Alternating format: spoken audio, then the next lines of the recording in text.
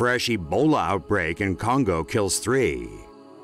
The World Health Organization has confirmed there was a new Ebola outbreak in the Democratic Republic of the Congo over the weekend. This comes a year after the previous epidemic in West Africa killed 11,000 people. The outbreak was declared in the town of Aketi, near the border with the Central African Republic. Of the 19 suspected and confirmed cases, 3 people have died. The first case occurred on April 22nd, when a 45-year-old man died after taking a taxi to a hospital. The driver of the taxi later fell ill and also died. A third person who cared for the 45-year-old man also became ill and died. An experimental Ebola vaccine might be used to control the outbreak.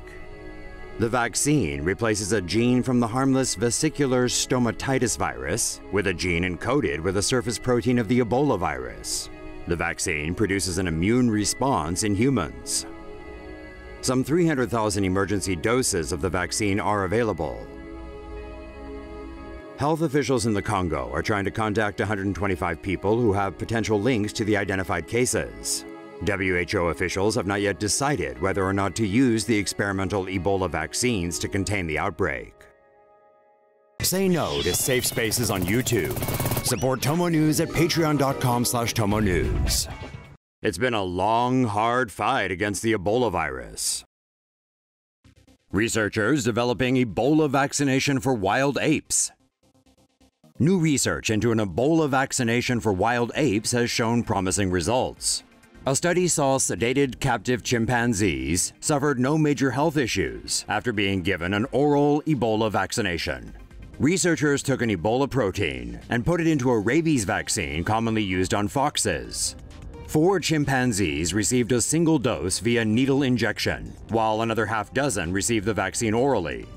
After 4 weeks, chimpanzees in both groups developed strong immunities, similar to vaccinated macaques that withstood exposure to Ebola in earlier research.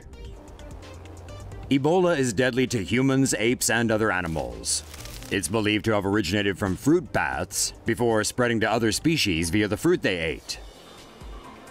Wild apes, such as chimpanzees and gorillas, are vulnerable as they share similar diets to the fruit bat.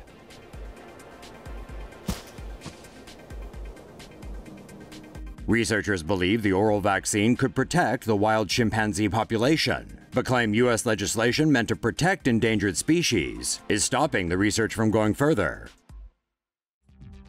Inhalable Ebola vaccine shows promise in animal tests.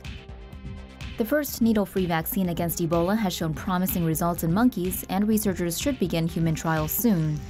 The needle-free Ebola vaccine contains parainfluenza virus type 3, a common cause of respiratory tract infections in children.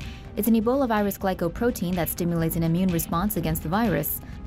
Tests had monkeys inhale the vaccine through nebulizer masks, with results showing that the vaccinated animals survived even after being injected with a lethal dose of the Ebola virus later.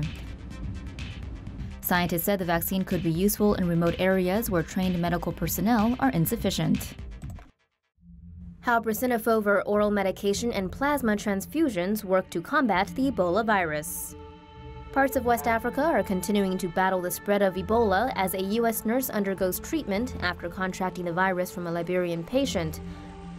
Hospital officials say the deceased patient from Liberia, Thomas Eric Duncan, was taking brincidofovir, while the nurse, Nina Pham, has undergone a plasma transfusion. Hospital officials said that the Dallas patient from Liberia who contracted Ebola was taking brincidofovir, or CMX-001, an oral experimental drug developed by Chimerix. Brincidofovir has a lipid side chain that detaches, releasing high amounts of cidofovir into the body. Cells add phosphate groups that produce cidofovir diphosphates that block the polymerase enzymes the Ebola virus uses to make copies of its genome. The nurse in Texas who contracted Ebola has undergone a plasma transfusion, which entails taking blood from a survivor of the virus and separating the cellular components from the plasma, which should contain Ebola antibodies.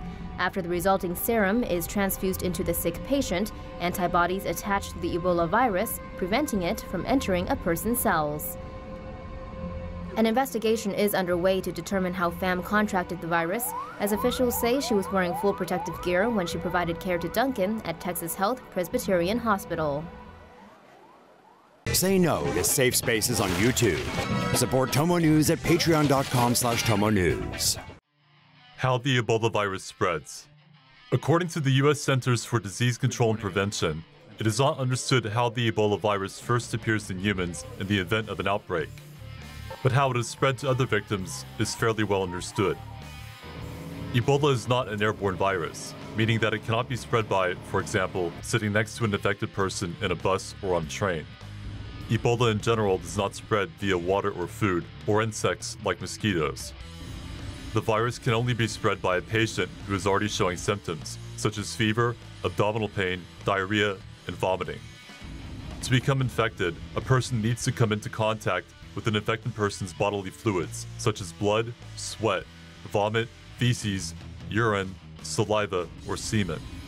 The virus can be spread through direct contact with broken skin or mucous membranes.